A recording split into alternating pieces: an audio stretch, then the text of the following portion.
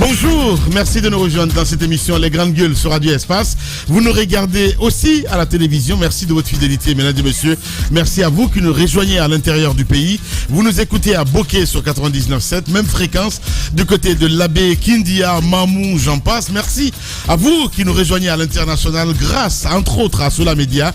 Retrouvez cette émission évidemment sur les réseaux sociaux, sur Facebook, sur Twitter, mais aussi sur guineanews.org, mesdames et messieurs. Ceci dit, plusieurs mots sauf à vous pour interagir sur nos sujets. Vous partez sur Twitter si vous le souhaitez. Le hashtag espace GG, sinon le numéro ça n'a pas changé, vous le connaissez très bien.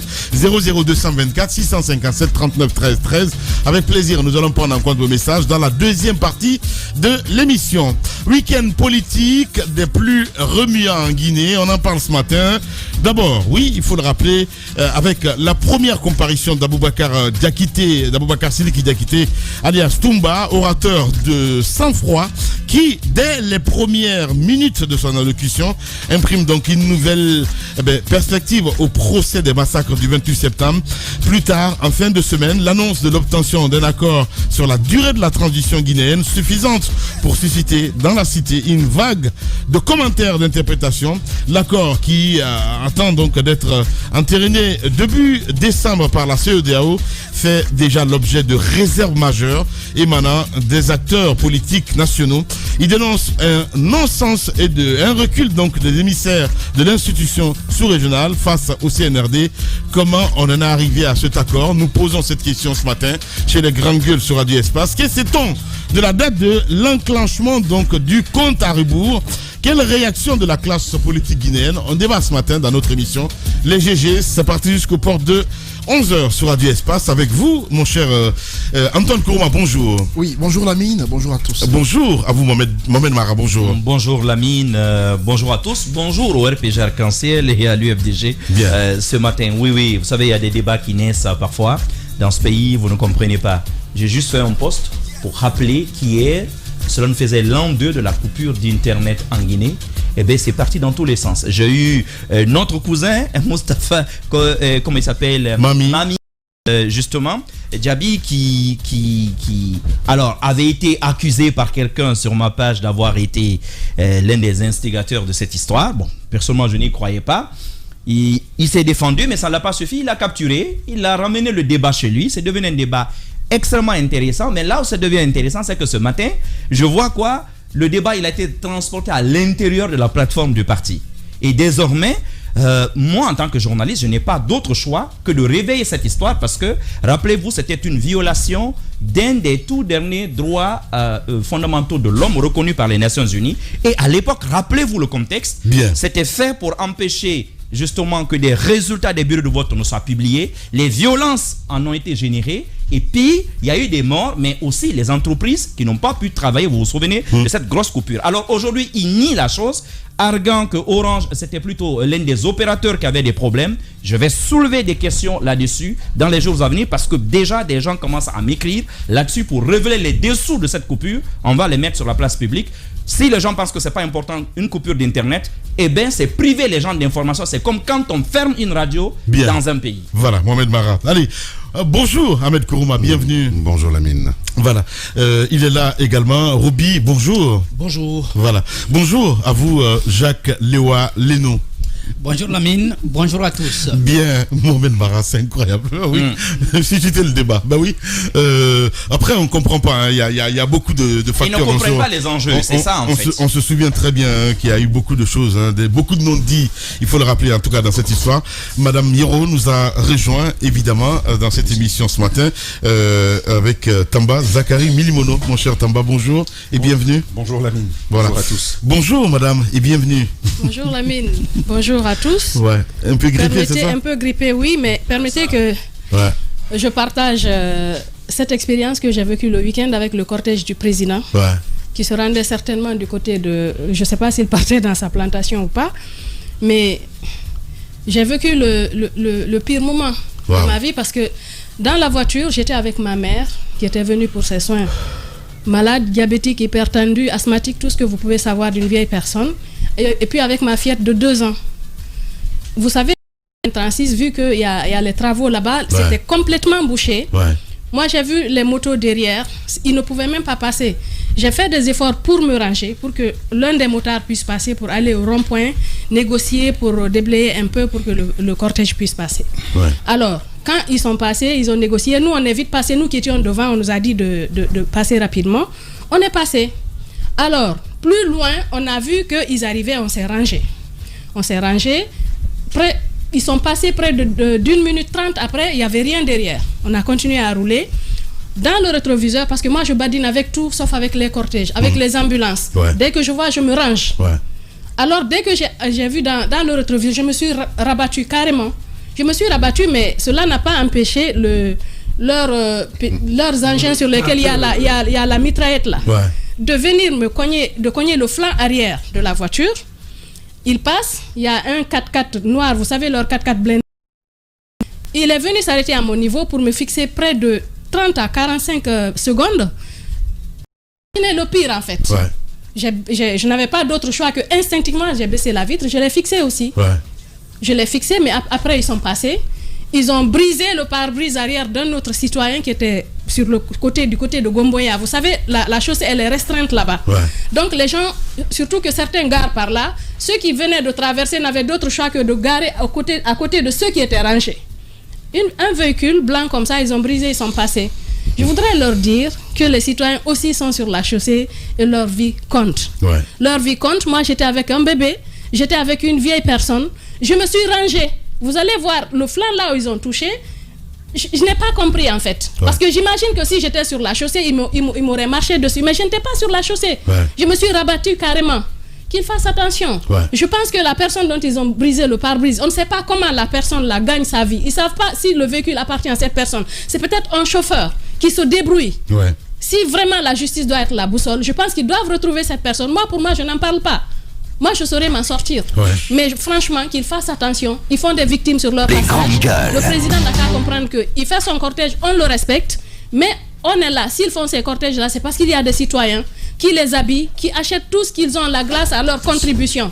Qu'ils fassent attention parce que une personne qui est hyper tendue peut carrément faire une crise en pareille circonstance. Je n'ai vraiment pas compris. J'aurais pu comprendre, par exemple, qu'ils me dépassent, qu'ils continuent leur chemin. Mais pourquoi briser le pare-brise d'une voiture?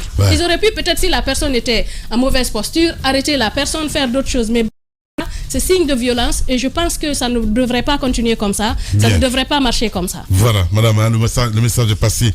On s'intéresse à l'actualité, mon cher Antoine Courba. Un accord entre la CEDEAO et le CNRD. Y a-t-il un flou sur la date de démarrage du chronogramme? Cette question est posée ce matin, Antoine. Oui, une question qui mérite d'être posée dans la mesure où il n'y a pas eu de précision autour du début de cette transition, même si c'est pour parler, c'est cet accord trouvé entre CEDEAO et la Guinée. Il y a eu des interventions du porte-parole du gouvernement, également du porte-parole de la présidence, qui tous les deux ont des calendriers différents.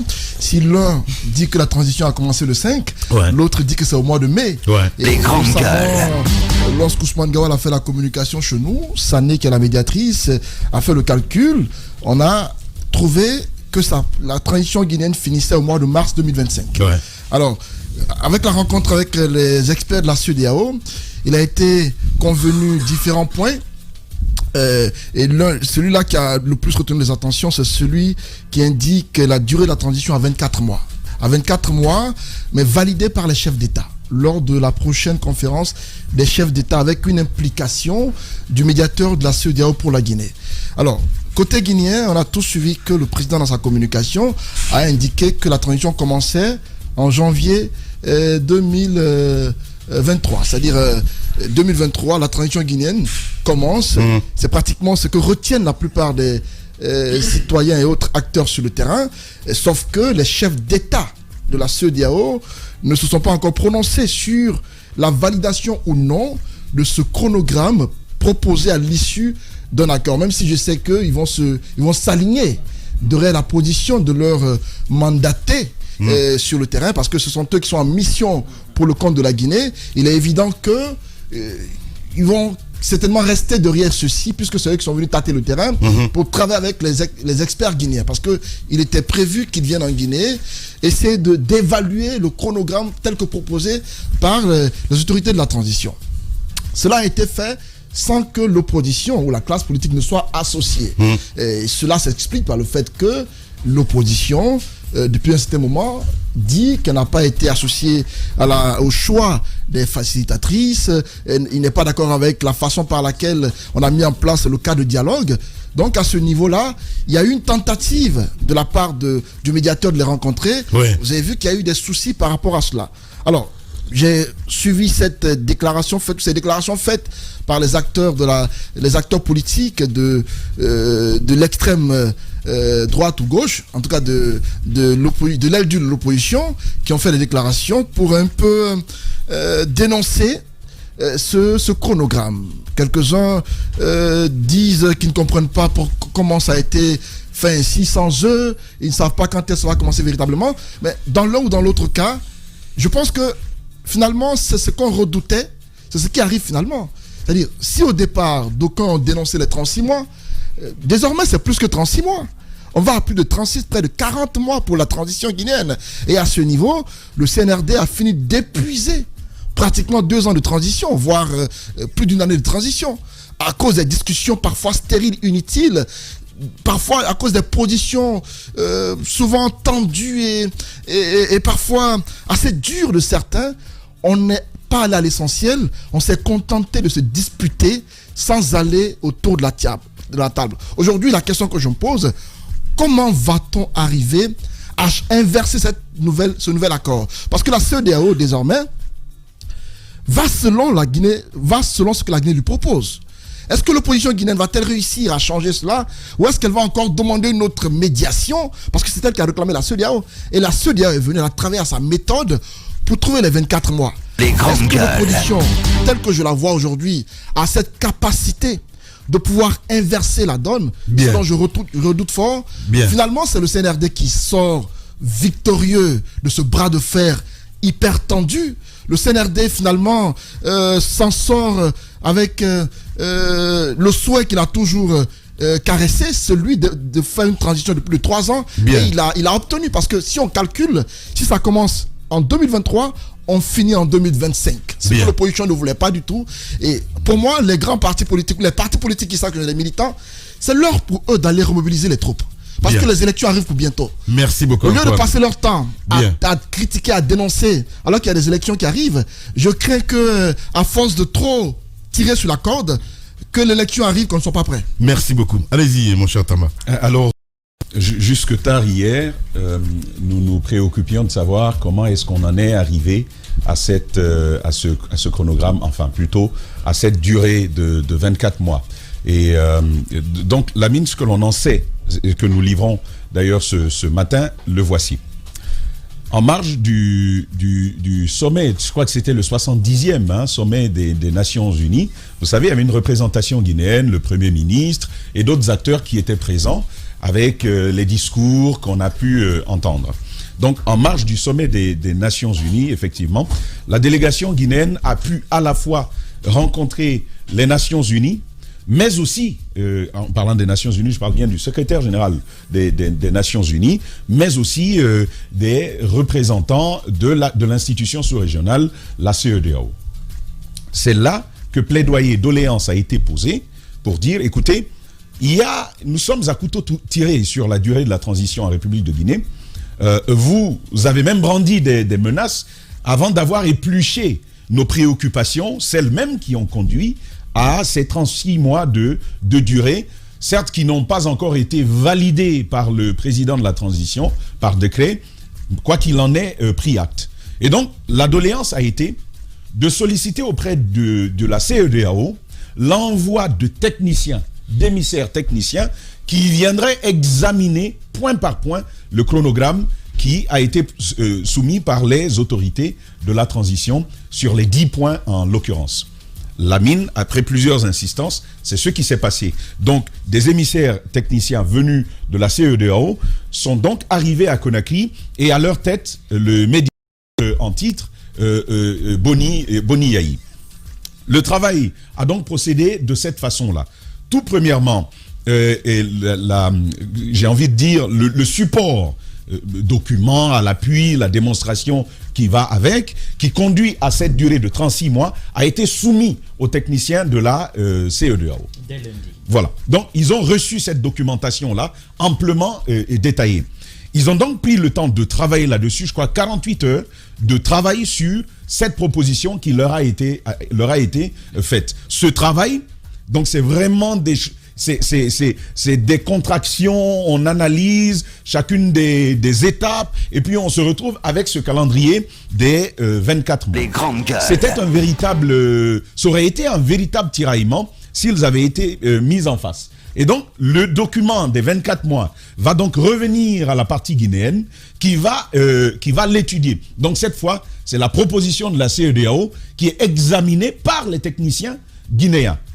Ce n'était pas gagné par ailleurs, parce que comme vous pouvez le voir à l'intérieur même du nouveau chronogramme, celui proposé, donc les durées proposées par la CEDEAO, vous allez voir qu'il y a pas mal de contractions sur un certain nombre de fêtes. Vous partez par exemple de 13 mois à 7 mois, vous vous rendez bien compte qu'il y a jusqu'à 5 mois qui sont ainsi taillés, quoique sur le recensement général de la population, la durée n'a pas été touché. Ça a été maintenu, les 24 mois ont été maintenus. Donc, ce travail ayant été fait, il a donc, et cette fois, c'est la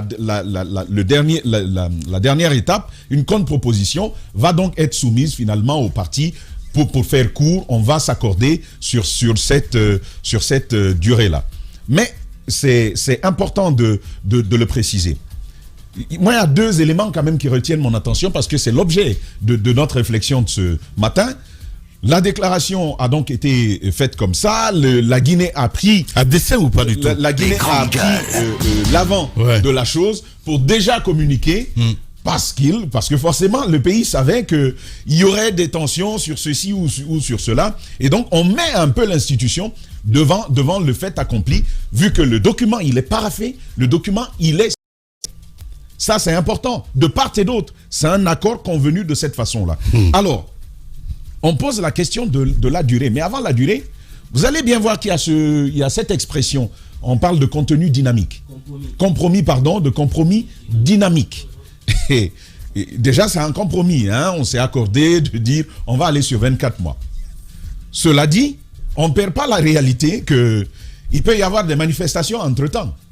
Et il peut y avoir d'autres éléments qui viendraient agir sur le déroulé normal de ce chronogramme-là. Et donc, on se dit, accordons-nous sur un compromis dynamique. Ça veut dire que ça peut évoluer. Dans un sens comme dans l'autre, mais surtout dans l'autre sens. C'est-à-dire pour étirer dans la rallonge. Ouais. Non, moi j'analyse. Maintenant, si tu veux rallonger, ça c'est autre chose. Mais je ne vois pas, pour être réaliste, je ne vois pas le CNRD dit bon, on va faire un an. Comme c'est un compromis dynamique. Non, ça c'est toi qui tires ta conclusion, Tamba. Si ça doit être dynamique, ça va se dynamiquer. Tolérer l'expression en rallonge. Et je voudrais certainement, il y a d'autres éléments, Lamine, notamment sur la durée. Jacques et moi avons fouillé cet autre paramètre-là, justement, et aussi les oppositions qui naissent déjà. Je veux quand même poser cette information. Ça reste à contredire, mais jusqu'à preuve de contraire, je sais que il s'appelle Sékou Kounduno et Cellou Dalein Diallo devraient être aujourd'hui, même à Abuja, parce que ça a commencé. Les tractations ont commencé pour obtenir que les 24 mois ne commencent pas le 1er janvier 2023. Mais que l'on prenne en compte le temps écoulé. Voilà, allez-y, complément d'info, mon cher Jacques. Oui, il y a déjà quelque chose qu'il faut mentionner. Au-delà du fait que le compromis il soit dynamique, il y a quelques recommandations qui ont été faites à l'intérieur. Et je crois que le fait même qu'on appuie sur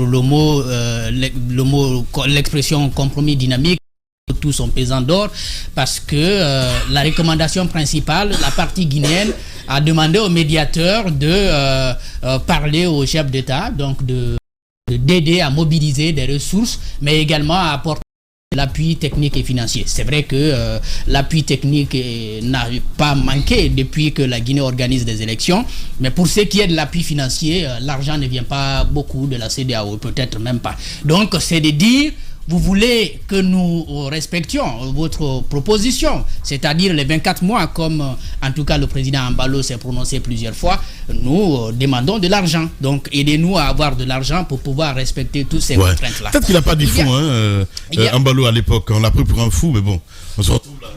Oui, on se retrouve là, mais maintenant, il y a certaines indiscrétions, je crois que ça ne lui plaît pas. Parce que aujourd'hui, la question, après finalement, on s'est rendu compte que 24 mois ne l'arrangeait même pas.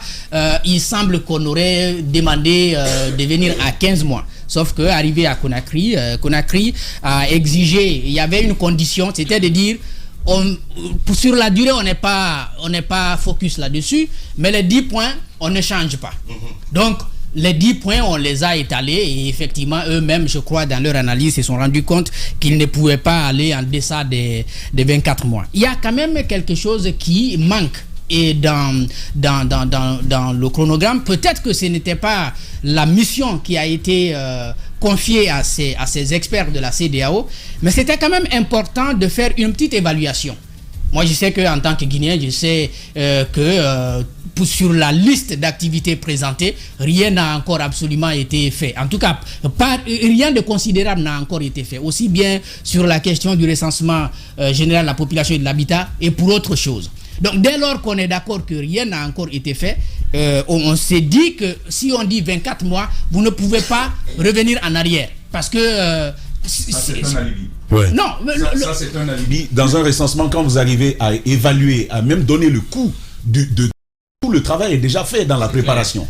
Oui, c'est un alibi, je pense. C'est un alibi, mais encore parce que j'ai écouté le président de la commission de recensement, qui est le ministre de l'économie et du plan.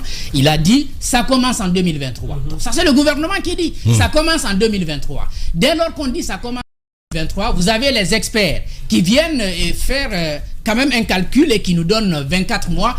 Vous ne pouvez pas prendre un mois avant, si vous voulez, l'accord qui va être finalement validé par la CEDEAO pour signifier cela. Il y a quand même d'autres détails sur lesquels il est important de revenir.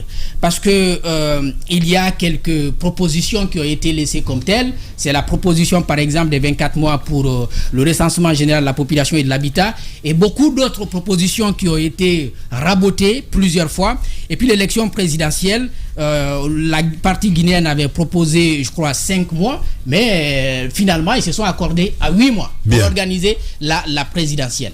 Ce qu'il faut noter, au niveau de la mise en place de la Commission électorale nationale indépendante et puis l'élection du président, moi je me suis amusé un peu à voir le passé de notre pays. Souvenez-vous, après le décès de Feben Sekoussila et puis l'élection organisée par le Malien, il s'est agi de la mise en place de la CENI. La contestation, ou disons le débat, a été lancé en 2011. C'est seulement en novembre 2012 qu'on a pu mettre en place, qui a été dirigé par Bakary Fofana, soit les 1 an, gueules. 11 contestations. Et vous avez d'autres contestations comme ça qui sont nées après la destitution de Bakary Fofana en 2017 et puis qui va être remplacé par Maître Kébé. Pour le décès de Kébé et puis son remplacement par Cabinet Cissé, ça n'a pas posé tellement de problèmes. Mais vous avez également à l'intérieur, pour l'établissement du fichier électoral, l'affaire Weymark, ça nous rappelle quelque chose. C'est quand même plus d'une année de débat autour de ces choses. Je pense que la partie guinéenne a pu, au-delà de l'explication technique, prendre en compte la réalité politique. La réalité politique, c'est comment faire une proposition pour que celle-ci soit acceptée par tous les compétiteurs de manière à pouvoir faire avancer les choses. Donc, encore une fois, compromis dynamique, ça répond à toutes ces inquiétudes-là qui se posent souvent en Guinée lorsqu'il faut traiter des questions électorales. Merci beaucoup, Jacques. Allez-y, Ahmed. Non, mais compromis dynamique, moi, j'adore la sémantique en politique. En fait, en jargon militaire, on appelle ça la chienlit. Et en jargon politique, on appelle ça la guerre d'usure. Et le CNRD est passé maître en la matière. C'est-à-dire que plus il va y avoir le flou, comme le président l'a entretenu ce week-end en mettant la charrue avant les bœufs, et je pense que c'est intentionnel, plus la durée de la transition va s'allonger. Et nous, bêtement, on suit le calendrier, c'est-à-dire qu'ils sont en train de foutre le bordel, de devancer, parce que tout le monde sait, je pense que le CNRD est quand même suffisamment au fait de la chose politique pour savoir que lorsqu'il y a une négociation à Conakry, il faut attendre, parce que c'est les us et coutumes de la CEDEAO, il faut attendre les débats internes, puis l'accord des chefs d'État. Tout le monde sait, tout le monde est au courant de cela. Ils le font exprès. C'est juste pour gagner du temps. C'est aussi simple. Et on nous amuse. Et on s'en amuse. Enfin, moi, en tous les cas, je m'en amuse. Maintenant, ce qu'il y a dans cette sémantique-là, ce qu'il y a de triste, vraiment pour moi, de triste là-dedans, c'est que effectivement, on ne sait pas, et moi j'étais là quand Gawal a annoncé que la transition commençait à partir du moment où le président de la République avait prêté serment, puis il y a une cacophonie au sein du gouvernement. Bref, ils ont des éléments de langage disparates, dispersés, et je crois que c'est de bonne guerre. C'est la guerre politique, c'est à l'opposition, ou plutôt à la société civile, d'en tenir compte, d'être encore plus malin qu'eux, et de forcer le CNRD enfin à nous donner une date précise de quand commence la transition et quand elle s'arrête. Voilà, si l'opposition républicaine et la société civile n'a pas suffisamment de jugeote pour comprendre que c'est un jeu de dupes, parce que c'est comme ça qu'on appelle ça en politique, c'est qu'ils n'ont rien compris à la politique, et dans ces cas-là qu'ils démissionnent. Mais tant que on va rester dans ce flou-là, la transition va évidemment s'étendre, se rallonger, et encore une fois, je termine là-dessus, c'est vraiment de bonne guerre. Je pense que moi, j'ai écouté les déclarations ce week-end. On est sur un terrain politique, là. Mais on est sur un terrain politique, et dans un terrain politique, tous les coups sont permis. Évidemment, voilà, c'est bien dit. Allez-y, mon cher Roby. Dire que c'est un jeu de dupes, moi, je ne suis pas tout à fait d'accord. Parce qu'il vous souviendra que les déclarations qu'ont fait les responsables du CNRD à l'époque, notamment Ousmane Gawal et bien d'autres, chacun y allant de la détermination de sa date de début de la transition, c'était des déclarations personnelles, même si c'est des gens qui appartenaient au gouvernement, parce que ce qui ressort, c'est quoi? C'est que le nouveau calendrier qui est établi, c'est un calendrier qui sort d'une discussion entre la CEDEAO, la communauté internationale. Quoique c'est politique. Oui, mais tout est politique. Voilà. C'est pas parce que c'est politique que faut dire que c'est un jeu de dupe. Non, attends, ce que je veux dire, laisse-moi expliquer. Ce que je veux dire, moi, c'est un calendrier qui ressort d'une discussion entre la CEDEAO et la République de Guinée, notamment le CNRD. Et l'explication de Tamba est très plausible là-dessus. On vous dit qu'il y a une proposition première de la Guinée à la CEDEAO selon un chronogramme bien établi qui partait à 36 mois. Et que les experts ont regardé ce chronogramme et l'ont ramené à juste titre à 2 ans. Et qu'il y a eu une autre contre-proposition de la CEDEAO qui est revenue sur la table des Guinéens pour analyse. Ils se sont accordés sur 24 mois. Alors, dites-moi, si on me dit que la transition commence selon le calendrier qui a été établi à 24 mois, commence depuis le 5 septembre, ça veut dire que le chronogramme qui a été établi ne peut pas être respecté puisqu'il y a des éléments composites de ce chronogramme. Il y a des éléments qui ont amené à la naissance d'un chronogramme dont la durée est de 24 mois. Maintenant, ce sur quoi on doit s'accorder, c'est quand est-ce que ça commence. Quand est-ce que ça commence? Cela veut dire que 2023... Il y a le porte-parole du gouvernement qui s'est déjà prononcé dessus, mon cher ami. Oui, mais le porte-parole du gouvernement... je te vois venir. Le porte-parole du gouvernement n'a fait que parler. Oui, mais attendez, si, la réalité... Le point 9 de cet accord, Lamine, il dit que c'est à la faveur de cette rencontre avec les présidents et les chefs de gouvernement qu'il sera décidé du déclenchement. Donc ça veut dire... Parce que moi j'ai vu le document de base de la planification des activités, ça commence en janvier 2023. Oui, mais justement, proposition des techniciens de la CEDEAO. Il n'y a même pas de flou, en fait. Il n'y a pas de débat là-dessus. Cela veut dire que vous n'avez même pas à vous tirer les cheveux. Il faut juste attendre que 2023 soit la date validée par les différents experts ou les partis autour de la table pour que ça se déclenche. Ce que je voudrais, ce sur quoi d'ailleurs je suis d'accord, c'est ce que Antoine disait. Les politiciens, au lieu désormais de se mettre à crier encore une fois ou à vilipender ce calendrier qui a été mis en place, puisque c'est eux-mêmes dès le début qui parlaient de 24 mois, sauf qu'ils ont perdu du temps en discussion depuis ce temps-là. Si c'était accordé depuis longtemps, on n'en serait pas là. Maintenant que la chose est faite, que la CEDEAO et le CNRD se sont accordés sur une date, je pense que leur travail serait d'aller remobiliser leurs troupes sur la base, travailler l'électorat guinéen, se préparer aux élections. C'est ça qu'il faut faire. Mais malheureusement, on va rentrer dans une nouvelle contestation, on va rentrer dans des nouvelles contestations, et c'est là où l'expression dynamique vient, parce que le calendrier est établi. Il y a des jours qui sont comptables. Et si ces jours-là sont des jours de manifestation, si 2-3 jours sont des jours de manifestation, oui, mais attends, je te fais pas rire. Je suis désolé, tu es en train de rire, mais après on revient toujours sur ma raison. Ce qu'il faut dire, oui, tu le sais très bien. Alors, je pense qu'aujourd'hui, c'est une mauvaise stratégie pour eux que de dire il faut absolument qu'ils contestent ce nouveau calendrier et qu'ils nous amènent encore à perdre une nouvelle fois du temps. Et d'où l'expression dynamique va s'introduire dans le dynamique et dupe. Dynamique. C'est un jeu de duperie, je suis désolé. Ce dynamique-là, ça veut dire alors encore devant. Si c'est 2025, peut-être qu'on va aller vers 2026. Ouais, c'est ça. Pendant qu'on y est 2030. Allez-y. Alors justement, vous savez, on dit souvent que dans un conflit, celui qui gagne du temps, il gagne la guerre. Voilà, exactement. Voilà, donc justement, voilà, c'est ce jeu, on est face à ce jeu. Il faut se rendre à l'évidence. Le jeu, c'est la duperie. Voilà, c'est ça.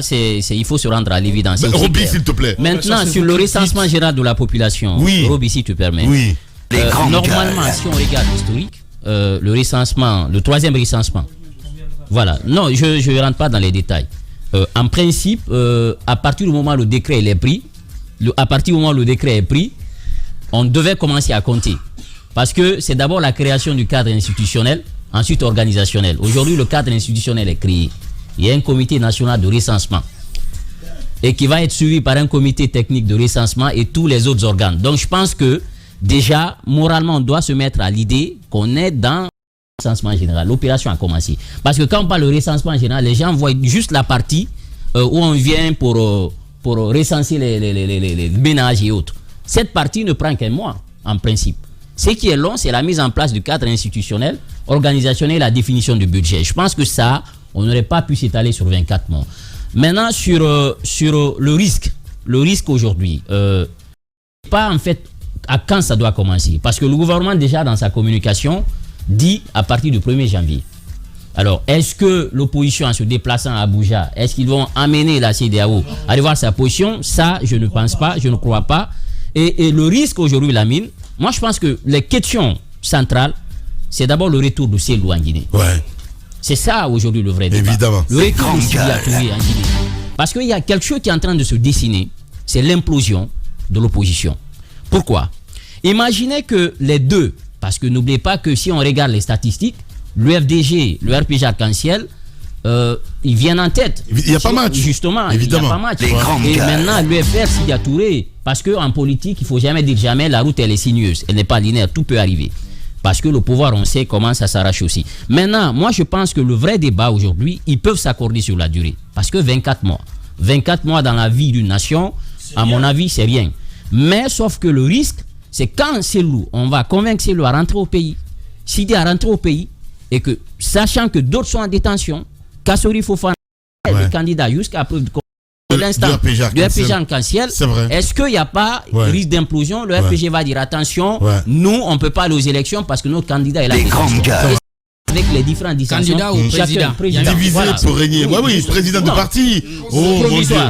Provisoire. Quand même. Mais quoi qu'il en soit, on est dans ce pays, on sait que déjà dans le subconscient, Jacques, il faut retenir une chose. Il est terrible. C'est déjà parti. Peut-être ça, c'est les jeux de mots, c'est une contraction de langage. Président provisoire. Il voit la petite bête. Justement, c'est ça, Jacques. C'est ce qu'on cherche. Ce que moi je veux dire, la durée pour moi n'importe peu aujourd'hui. Ça peut se résoudre. Il a dit un calémolu. Justement, ça peut se résoudre. Mais la question centrale, c'est chaque parti politique a ses revendications. Bien sûr. Et comment amener à créer une combinaison entre ces partis autour de ces revendications, c'est là le vrai débat. Dès que c'est Laurent Tanguy et Sidi Touré, les autres vont commencer à dire attention, nous aussi, nous avons nos leaders, nos candidats qui sont en détention. Nous souhaiterions que cette question soit débattue. Bien. Et le CNRD, je ne pense pas qu'ils vont reculer sur la question de la CRIEF. Parce que s'ils ont quelque chose aujourd'hui à brandir devant l'opinion comme un bilan qui est palpable, c'est la création de cet instrument. Et ça va être compliqué. C'est ce qui m'amène à dire que le glissement, justement, rétropédalage, le glissement peut être possible parce que pour l'instant, il y a une question qui n'est pas Les grandes gueules. C'est l'OGE, c'est l'organe de gestion de ces élections. On dit le MATD. Est-ce que les partis politiques, avec cette crise de conscience, vont accepter que le département de Morikonde pilote ces élections? Non, mais ça, c'est notre question. Justement, ça, et c'est pourquoi quand on dit dynamique, ça peut glisser. Bien. Cette question-là va se poser. Dans l'accord, on parle de la mise en place d'un organe de gestion des élections. Oui, mais sauf que n'oubliez pas que auparavant, la communication déjà était préparée. On n'est plus là. Allez-y, madame. Ça peut être justement, il y a plusieurs formes. L'État lui-même, c'est à travers le MATD. Le MATD. Normalement. Voilà. Le ministère de l'Intérieur. Voilà, dans l'histoire, ils l'ont fait. C'est avec la crise de confiance qu'on a créé les CENI. Les CENI, évidemment, sur le continent. Et aujourd'hui, ces CENI aussi, on a comme l'impression que la façon dont on est en train de les mettre en place, la culture anglophone, qui est mieux avancée que cette culture francophone, nous, on a du mal à trouver notre avantage dedans. Donc notre format, ça, c'est un débat qui risque de se poser. Merci beaucoup, Diba Milimono. Allez-y, Madame Hiro. En tout cas, on a connu Kiridi ici à un moment donné à la tête du MATD, mais on sait que en organisant des élections sous l'air compté, je veux dire, mais nous savons que c'est cette crise de confiance qui a amené à la mise en place de cette CENI jusqu'à ce qu'à un moment donné, on propose une CENI technique, c'est-à-dire une CENI qui n'est pas composée de leaders, d'acteurs politiques, parce que en mettant des acteurs politiques au sein de la structure, nous savons que chacun essaiera de tirer la couverture de son côté, même si on suppose qu'il devrait être indépendante. Mais qu'est-ce que moi je voudrais dire, Lamine, par rapport à tout ce que nous sommes en train de vivre aujourd'hui? Plus il y aura de la crise, plus ça va tirer en longueur. Évidemment. À chaque fois, plus il y aura de la crise, plus les gens prendront du temps, parce que en fait, il n'y aura pas la possibilité, de dérouler, par exemple, les actions qui sont mises en place. Ça va tirer en longueur et ça va pas aider le pays à aller de l'avant. Ça va pas aider, ça va paralyser l'économie. Et je pense que ça l'a déjà paralysé. Il faudrait que les acteurs puissent... Moi, à un moment donné, au départ, je n'ai pas compris, par exemple, les différents agissements des acteurs politiques. C'est dès le départ qu'il fallait exiger de connaître la date, la durée. Ce matin avec dès le début. Sako. Dès le début. On n'a pas fait ça au départ. On n'a pas fait ça au départ. Maintenant, on s'est mis à tirer en longueur, à discuter sur des petites choses jusqu'à ce qu'on en est... Où est-ce qu'on en est aujourd'hui? On est à plus d'une année. On est à plus d'une année. Maintenant, on dit que on s'accorde sur 24 mois. On suppose que c'est pas encore fini. C'est pas encore fini. Mais si ça doit démarrer en janvier, plus l'année écoulée, sachant bien que on ne sera pas pile poil sur 24 mois, il y aura forcément des choses qui vont se passer, des tractations, des glissements. Par exemple, la mise en place de certaines structures, l'organisation des élections. Moi, ce que j'aurais aimé, ce que j'aurais peut-être suggéré, ces acteurs politiques auraient dû être autour de la table, trouver des accords, parce que je l'ai souvent dit, ils disent non, quand vous êtes autour de la table, il y a ceci, il y a cela. Allez autour de la table, prenez les gens au mot. Ils disent qu'ils vous proposent d'aller autour de la table et de discuter des sujets là. Allez autour de la table, faites vos propositions, prenez-les au mot. Bah, Antoine, quand même, moi je suis gestuelle quand je parle. Bien, allez-y madame. Il prend ma main. Je suis gestuelle quand je parle. Je me meus. Pardon. Les grandes gueules. Alors, il fallait les prendre au mot, être autour de la table, faire des propositions devant la communauté nationale et internationale, qu'on trouve des accords et qu'on voie par la suite. Mais là, en fait, je ne sais pas. Moi, des deux côtés. Des deux côtés. Tamba, s'il te plaît. Lamine. Voilà, allez-y madame. Toi, on connaît ta position. Pardon, calme-toi. Je vais finir de parler. Non, laisse ça. T'as fini de parler. C'est pas possible. C'est mon temps d'antenne là. Oui, c'est son temps d'antenne. Non, pardon. Tu as déjà parlé. C'est quoi ma position? Tu as déjà donné ta position. Dis-moi ma position. Tu as déjà parlé de dynamique. Tu as dit dynamique là, ça peut aller devant. Alors que les autres n'ont pas dit ça. Bien. Non, toi tu as rallongé. Alors que tu pouvais raccourcir. Je dis, on peut pas conclure a priori de la mauvaise foi des acteurs. Absolument. Et c'est la même chose qu'on est en train de faire. Ce que je voudrais dire, s'il te plaît, franchement, je ne sais pas finalement ce qu'on veut pour la Guinée. Parce que moi, à cette allure, Méli-Mélo, en fait, du jour au lendemain, nous vivons la même situation. Ces crises, en fait, c'est à vous faire perdre la tête. Vous vous dites où est-ce qu'on va. C'est la ritournelle. Parce que c'est ce qu'on a vécu, vous vous rappelez, à la prise du pouvoir par le professeur Alpha Condé. il a fallu qu'il y ait des manifestations incessantes pour qu'on obtienne les différentes élections, les législatives, les élections communales qui n'ont jamais été au bout, qu'on n'a jamais pu achever.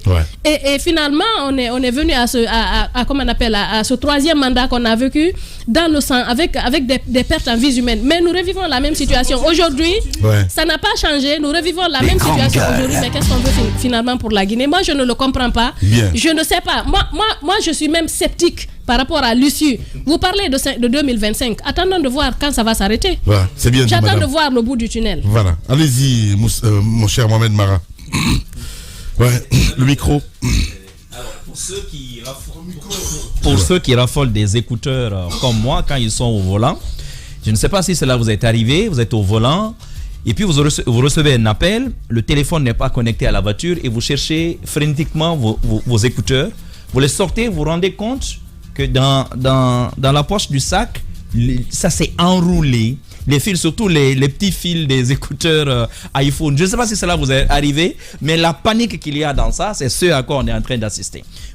Est-ce que vous devez garer tout simplement pour démêler votre écouteur vos écouteurs, et en le faisant, le risque c'est que le correspondant ait déjà terminé son appel, qu'il vous raccroche, ou qu'est-ce qu'il faut faire? Est-ce qu'il faut continuer à rouler tout en démêlant avec tous les risques? Voilà exactement la situation dans laquelle nous sommes en ce moment. Généralement, on n'écoute pas dans ce pays. Quand vous parlez, les gens, ils vous soupçonnent du tout. On vous prête tous les noms. Mais il y a deux tentations. La première, elle est connue depuis 2008-2009. C'est d'aller avec une transition extrêmement courte, parce que les acteurs politiques ont envie d'en découdre et quelqu'un a envie de devenir très vite président. Et au point qu'on inverse le calendrier électoral. À l'époque, l'élection présidentielle devait venir après les élections législatives et locales. On a vu les conséquences, nous sommes encore dans cette crise. Elle n'est toujours pas terminée. Comme si c'était hier. Et l'autre tentation, c'est celle des militaires, justement de jouer en sachant pertinemment, parce que je vais vous dire une chose, la force de ces militaires, j'ai bien l'impression que ce sont les bêtises répétées de la classe politique guinéenne. Ils comptent sur la classe politique justement pour obtenir les glissements. Ils n'ont pas besoin de changer quoi que ce soit. Ils peuvent faire ce calendrier 24 mois calé, mais ils savent qu'ils peuvent compter sur le caractère... non, même pas. Sur le penchant à discuter de tout, sur le penchant à être mesquin, à discuter des détails, plutôt que de regarder à l'objectif final devant. Ils le savent. Et ils vont jouer là-dessus. Vous parliez d'OGE. Tout à l'heure, je vous disais, puisque c'est la question avec laquelle je me sens le mieux, l'OGE, il y a plusieurs formes. Ça peut être le gouvernement. Et jusqu'à preuve de contraire, ça va être l'autre point d'achoppement. Vous faites très bien de soulever la question. Après la CRIEF, c'est l'une des questions sur lesquelles je ne vois pas du tout la junte reculer. Parce que les gens veulent revenir à un système plus normal, si vous voulez, en tentant désormais de laisser l'État, parce que l'un dans l'autre, c'est l'État qui organise les élections. Maintenant, peu importe la forme de l'organisme chargé de l'organiser, mais ils veulent que cela revienne au giron du MATD. Sauf que la personnalité qu'on a mise à la tête de MATD est problématique. De par son exubérance, son caractère, ses relations extrêmement mauvaises avec les politiques. Donc, forcément, ça va créer des problèmes. Et je pense que quand on parle de caractère dynamique de cet agenda, c'est là d'ailleurs que ça va le plus glisser. Admettons même que le CNRD soit d'accord sur le principe d'une CENI. Dès le départ, la forme de la CENI, les quotas à donner aux partis politiques, ils n'accepteront jamais d'aller vers ce que nous appelons CENI, comme on appelle technique. Parce que la vérité, c'est quoi? Sortez un ange dans ce pays, on lui prêtera, selon le nom, selon son patronyme, on lui prêtera un camp politique. C'est ça l'autre problème auquel on va devoir faire face. Personne ne fait confiance à personne. Donc, je suis pratiquement certain que les politiques voudront influer justement sur le choix des futurs commissaires. Ça, c'est l'autre problème. Mais la question de la médiation, le médiateur est venu. Il a suivi la commission technique qui a travaillé. Ce que Tamba a dit est parfaitement juste. C'était exactement cela, le déroulé de leur séance de travail en Guinée. Mais vous voyez cette commission technique qui a fait un travail et qui l'a proposé à la Guinée. Difficilement au forceps, ils l'ont obtenu avec les militaires. Et M. Yahi Boni est venu. Première des choses, il rencontre les trois dames, les trois mamans de la République qui ont déjà été recusées par la classe. Ça, c'était l'autre signal. Les grandes gueules. Tertio et ce communiqué qui dit oui, on va soumettre certes cet agenda au chef d'État. Mais dites-moi, vous pensez que la communauté ouest-africaine va désavouer un PR, c'est-à-dire un autre chef d'État, quoique à la retraite de la trempe de Yahi Boni? Ça, c'est pas possible. Mais il y a autre chose également. Toutes les activités dont nous parlons n'ont pas encore démarré. C'est ça. Donc vous ne pouvez même pas, il n'y aura aucun caractère, il n'y aura pas de rétropédalage. On ne peut pas revenir en arrière en disant ça commence le 5 septembre ou en mai dernier. Ça n'a pas de sens parce que aucun des calendriers n'a démarré. Mais le risque qu'on est en train de courir, à cause de l'absence des partis politiques en ce moment, par exemple, s'ils étaient présents pendant cette discussion, la question fondamentale du recensement général de la population aurait pu faire l'objet, aurait pu être écartée. Ils auraient pu dire non, on n'en veut pas parce que c'est le calendrier le plus long et qui n'a pas un impact direct sur le corps électoral, sur le suffrage et ainsi. Ils auraient pu l'écarter. Oui. Au fait, ça fait l'objet des négociations. Mais justement, le gouvernement a placé ça comme une condition. Vous voulez qu'on revienne, qu'on accepte votre proposition. Nous, les on vous les donne. Calez-nous dans le temps qu'il faudra pour aller aux élections. Oui, mais nous sommes d'accord. Vous savez pourquoi? Vous savez pourquoi? Parce que les politiques n'étaient pas à la table de négociation, justement. S'ils étaient là, cette question de recensement général, je suis presque sûr. Pas à cette étape. Bien avant. Bien avant même. Non, je dis à la table de négociation. Parce que la mission n'est pas venue en négociation avec... voilà, c'est pas le cadre de dialogue. Mais si déjà ce dialogue avait lieu, cette question aurait pu être écartée. Je vais vous dire une chose. Cette étape est tellement importante pour la junte que justement, tout ce sur quoi nous tablons en ce moment, comme des facteurs risques de glissement de ce calendrier, justement, pourrait être refourgué à ce calendrier des 24 mois. Parce qu'on sait pratiquement qu'il va y avoir des discussions et des pertes de temps surtout. Je ne crois pas aux 13 mois, je ne crois pas aux 7 mois et ainsi de suite. Mais vu qu'il y a un calendrier déjà qui est plus long, qui va couvrir 24 mois, donc l'effort peut être fait justement d'aller vers ces 24 mois. Et ça, c'est si tous les acteurs se réveillaient le matin avec l'onction du Saint-Esprit et que chacun se soit converti la nuit parce qu'il aurait reçu une visite angélique. Ce en quoi je ne crois pas. Ce en quoi je ne crois pas. Et donc, aujourd'hui, je pense qu'on va vers... il faut que la classe politique guinéenne fasse attention. Aujourd'hui, de plus en plus de voix, et y compris au niveau des chancelleries, commencent à s'élever pour dire que c'est une classe politique capricieuse. Et l'attitude de Yahi Boni, je pense bien un peu corroborer cela. C'est de laisser tomber toutes ces discussions internes à la Guinée, s'attaquer à ce qui est technique, à ce qui est essentiel. C'est-à-dire qu'en parallèle, vous pouvez continuer vos bisbilles avec le gouvernement, mais sur le plan technique, ce qui nous intéresse, nous, désormais, c'est d'abord le plan technique. Je ne pense pas que les différentes tournées peuvent amener les chefs d'État à soutenir des gens sur certaines questions, mais je pense que sur la durée des 24 mois, on a plutôt intérêt à aller très vite. Si on commence les 24 mois au mois de juin prochain, au mois de juin même prochain, ça veut dire qu'on finira en juin 2025. Bien, voilà. Allez-y, en 30 secondes, s'il te plaît, monsieur. Rapidement dire que quand on veut tout avoir, on finit par tout perdre. Et malheureusement, notre classe politique, sous l'ère Alpha Condé, a été qualifiée de classe politique la plus bête d'Afrique. Et malgré que le temps soit passé, on continue, on se rend bien compte qu'il n'y a pas eu de changement. La classe politique guinéenne, si elle ne se remet pas en question, je crains qu'elle ne puisse jamais obtenir gain de cause dans des conflits, dans des bras de fer. Le constat que je fais, sous l'ère Alpha Condé, il y a eu beaucoup de discussions, d'accords, mais jamais n'en est sorti victorieuse. Rappelez-vous, si avec des militaires, ils ne sont pas capables de sortir vainqueurs, je vous demande ce qu'ils font ensemble, parce que leur union est inutile. Merci beaucoup, Antoine. Allez-y. Voilà. Simplement pour rappeler que c'est quand même des experts en stratégie. Il y a beaucoup de gars qui sont très bons en stratégie. Aucune bonne stratégie. Dis-moi une seule. Et d'ailleurs, les militaires en stratégie, c'est vraiment la référence au monde. Donc ça, c'est important de savoir. Maintenant, sur Lamine, il y a quand même une chose qui est en train de se retourner là. Vous vous souvenez quand Goumou prend le pouvoir, quand Goumou arrive Premier ministre, ce qui a été dit au sujet de ce monsieur, et il est pas politique, il est novice, pas éloquent, il ne peut pas.